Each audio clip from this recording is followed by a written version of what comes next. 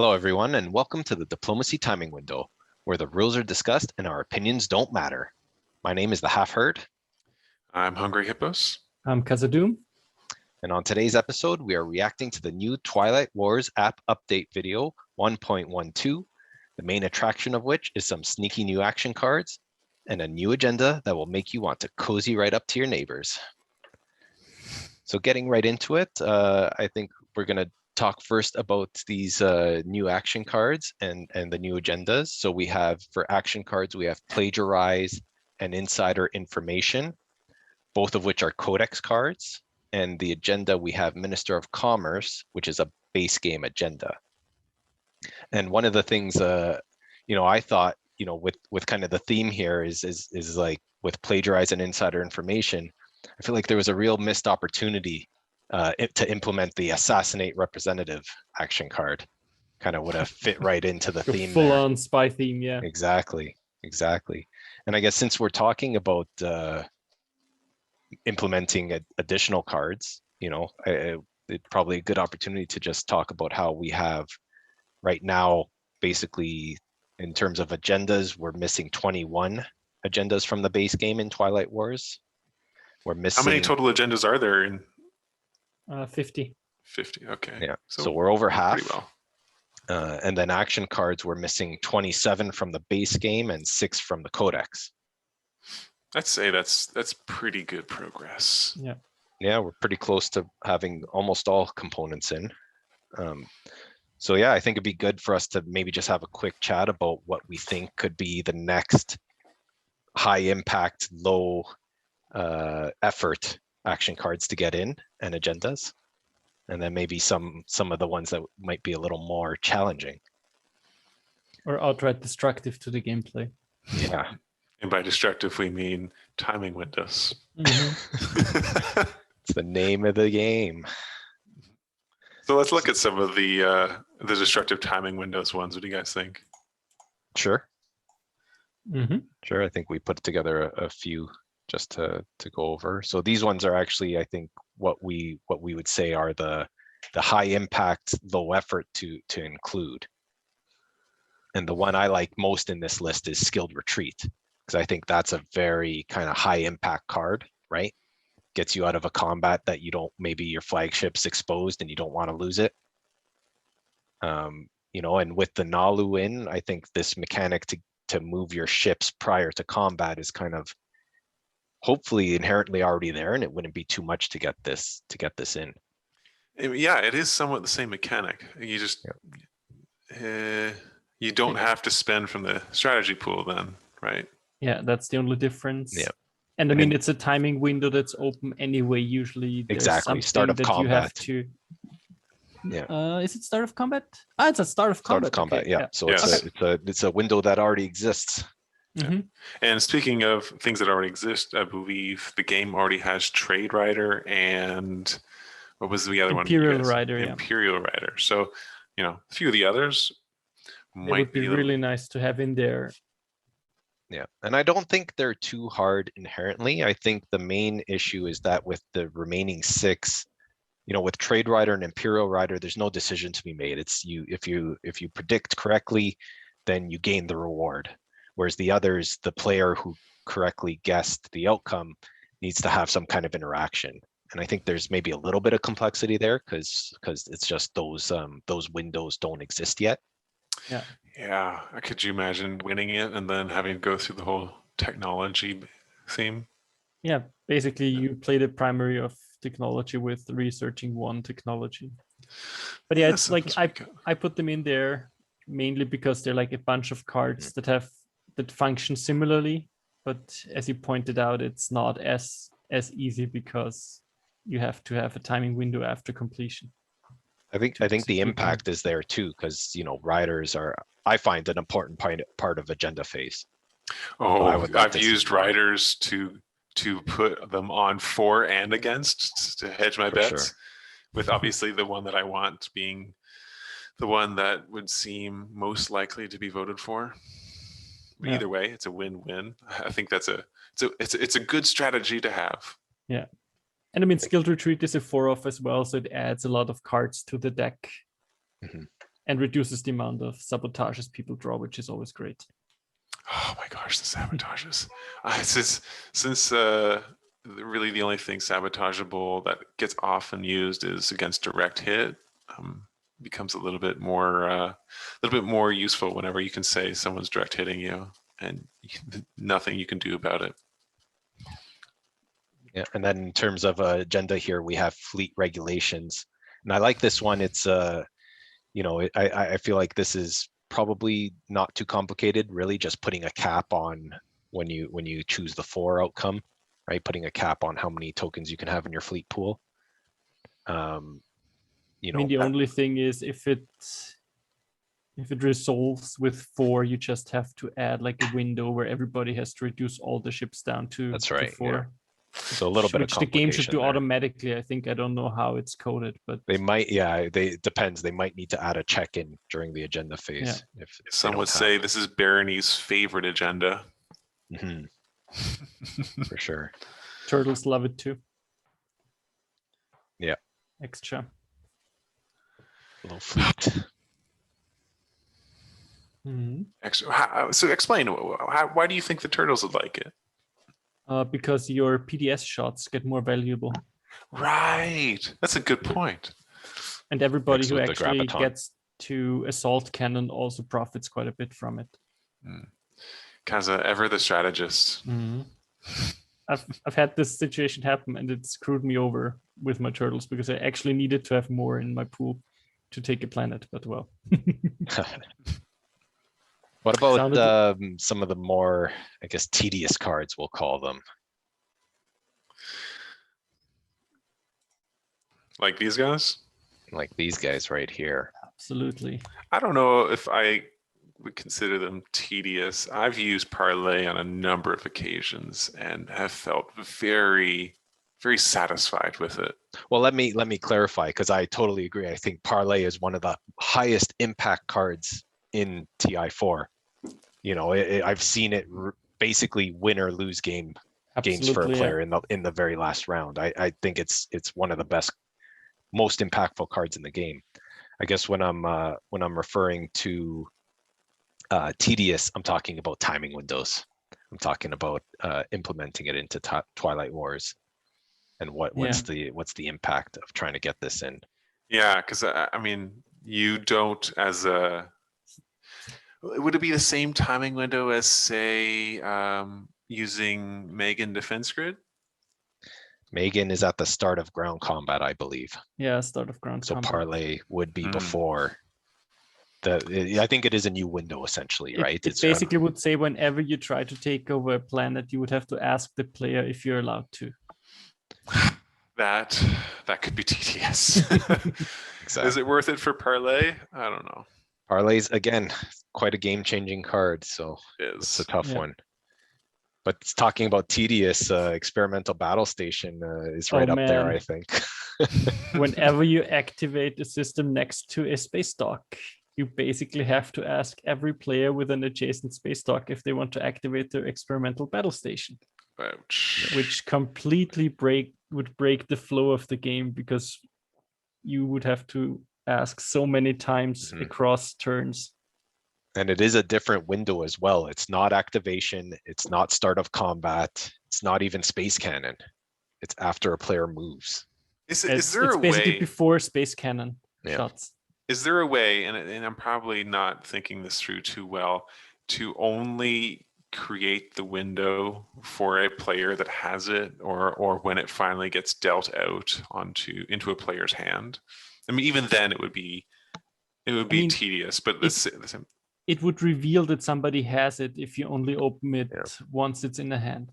Yes. What you can do on the reverse is, if it is discarded and in the discard pile, you could not open the window.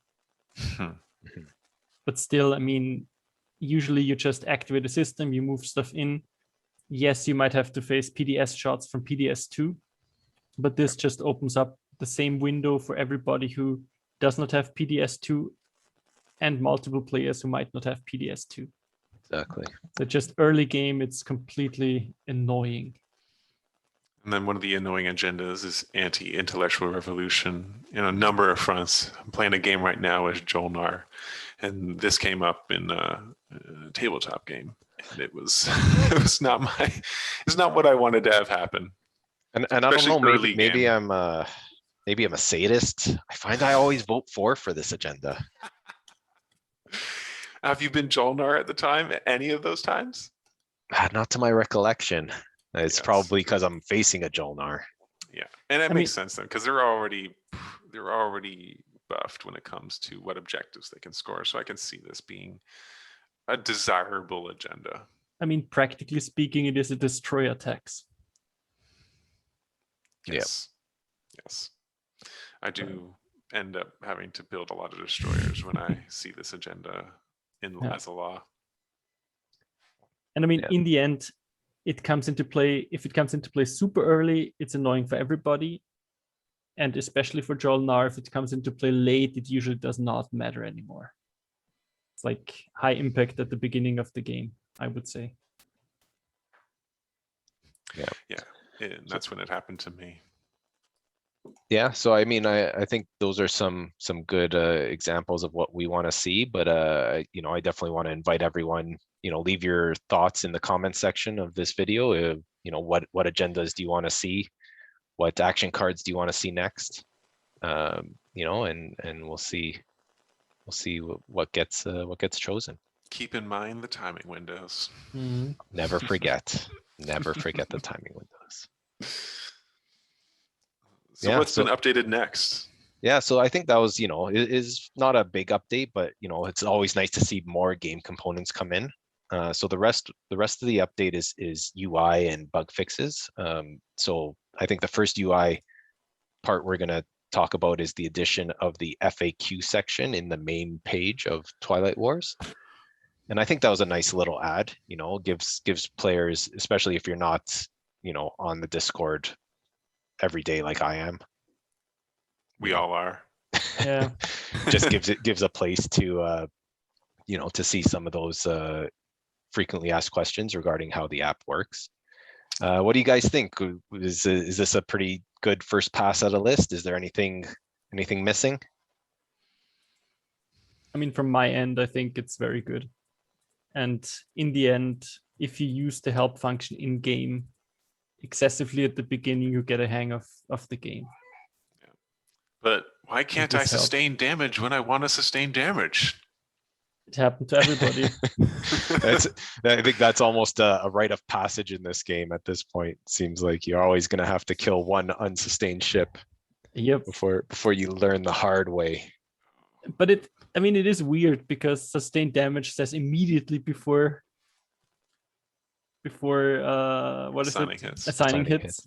And action cards say before assigning hits, so there could be another layer of timing in there implied, but it's just automation doesn't allow for I think the warning messages there are pretty good in the game, but yeah, maybe a good idea is to just have that in the FAQ as well about when is sustained damage happen. And if anyone is wondering why the warning messages are so large and bolded and exclamation pointed and large, is because of situations like the sustained damage, or situations like you're passing too soon. It's people have come and be like, why can't I do this? And the questions get asked over and over again. So yes. Yep. That's what an FAQ is for, right? So if anyone watching this video, if you think you have some ideas of what should go in that FAQ, definitely leave a comment as well. And I'm sure the devs will take any feedback to heart, and they'll be keeping this up to date. I mean, what else? If you played the game a lot, you know how it works. But imagining how it was when I started, it was just, there's so much going on in this game, and you have to be wary of every timing window. It's so easy to forget stuff. It's often would be nice to have an input from someone who just starts and see how they see the game. Isn't it nice knowing that you're playing the game exactly as the rules intended? Because I remember many of my first games, that was not the case in person. No, I don't think I've ever played a real life game that wasn't tainted one way or another because of a forgotten rule or a missed rule or a misinterpretation. And no one's asking for a mulligan. Yep. There you go. Which can be old, super old. So I like the FAQ being added to the homepage. I was thinking, what else could be good here in this sidebar menu? And I think one of the things I'd like to see is a list of deviation from rules as written, because as we know, there's a few cards that aren't exactly, they don't function exactly the way the text is written on the card, and that's to help with the flow of the game and with timing windows, of course. So some trade writer, right? Trade agreement is one of the ones I have in mind. Yeah, where you could the way it's written is you can hold it, you don't have to play it, but the way it's implemented now is it gets automatically played when trade secondary happens, or sorry, not when someone replenishes their commodities. Mm-hmm. Right, and the other one being that comes to mind for me is the soul promissory note that normally you would play at the start of Soul's turn, but the way it works in the app is you play it at the start of your turn. So I think having a list of these readily available in the sidebar would be a pretty cool idea. Yeah, it's helpful. It gives you an idea if you're using that technique process component. Yes.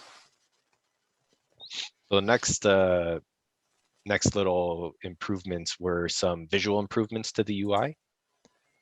Some pretty minor things, but it's always nice to see them, the developers working and getting the aesthetics of the game looking nicer. The first one being the control tokens at the planets. If you missed exactly what the fix was, well, it's aspect ratio, so they're not as stretched as they were before being fixed, and so the size in comparison to the system tile is more what you would expect to see from your real life board game components. Yeah, they were really big. It was just a week or two ago, wasn't it? Yeah. And then the other fix being that blue circle symbol next to the board, which hides the enlarged components there. Yeah, that was in the build map was cutting out some of the tiles before, so that got fixed. So nice little, just simple visual bugs. Yeah, and another one that I saw is that now the command token of your own faction, if you activate your home system, is not placed on top of your faction symbol anymore. So it's more visible. So if you zoom in to Federation of Soul here, if you activated your home system, like a few days ago, it would place the token on the bottom left. Right there, which does have 0 contrast. So when you then activate another system, you might not realize that your home system is activated because it kind of blends in. I didn't notice was changed as well. Yep. Was that a ninja? Was that a ninja? That was a ninja. That was a ninja. But I think we can all agree the game is very vibrant. Oh, so vibrant. I love those hexes. And I don't know, do we have a purple cruiser in there? Because they also got some shading going. Let's see. No, Embers does not have a cruiser out yet. But the Warzone has some shading going, which is not the case. Was not the case before, I think. Oh, yes, that's true. The shading gives it a little bit more depth. More definition. Love it. Love a swole Warzone. I might have to do something about that Warzone soon. I'm sold here. We'll see. Yeah. So one of the other UIs was the addition of the help button in one of the phases. I forget exactly which one. Yeah, for a while they were missing a few help buttons, and people kept asking them when that was going to happen. Yeah, I think they've gotten most of them now, but I wonder if there's still some missing. And I was going to actually throw it out there to our listeners. If next person to find a missing help message, definitely let the developers know. But if you want a shout out in this video, add us on the Discord chat and let us know what you want us to say, and maybe that'll be some incentive. Get your hunting gear out and start hitting those help messages. Yeah, we have the direct links. We can do that. All right, and that's pretty much it. There was a small bug fix as well. There it's interesting actually. This never happened to me, but where you can roll the dice for another player. When would you do that? I thought there was a different one as well. You could double roll your dice and only the last result would count. And you wouldn't see the first result before you roll the second set of dice. Yeah. So But all the cases I saw were it was always like the dice results were slightly different, but it was always the same hit result. No, I've seen different hits, and always the second one counted. I've seen it several times. If you get impatient clicking the roll dice button. You guys ever think that you get shafted by the dice algorithm in this app? There's times where I was like, 0 hits? Do you know how many ships I have in the system? Honestly, after my 21 hit combat round, I feel like I should have hit like 27 out of 27 every time. So. Wow. I don't think I've ever seen hit counts that high. Yep. Well, fight a prototype for you. I just find my Muat War Sons can never really hit. I'm always rolling ones on my Muat War Sons. Oh, that's so disappointing. Yeah. You really need to play Maybe it just Sardak Nor and use your moral boosts. Go, go, go. Yeah. Or just bring your War Sons with your flagship and you never have to worry again. Exactly. Yeah. It's like it's a guaranteed hits. Yep. All right. Well, I think we've spent enough time stalling in this timing window, so let's hit that pass button and keep the game moving. Twilight Imperium 4th Edition is a game of galactic conquest and diplomacy with clans around the world. It was designed by Dane Beltrami, Corey Konieczka, and Christian Peterson, with art by Scott Schomburg and published by Fantasy Flight Games. Please support the official release and your local game store by purchasing a personal copy. For those of you who want to enjoy Fantasy Flight's game online or on mobile, in asynchronous or synchronous play, which, let's face it, is the only type of board gaming we can do these days, please check out and support the Twilight Wars app. All links in the description.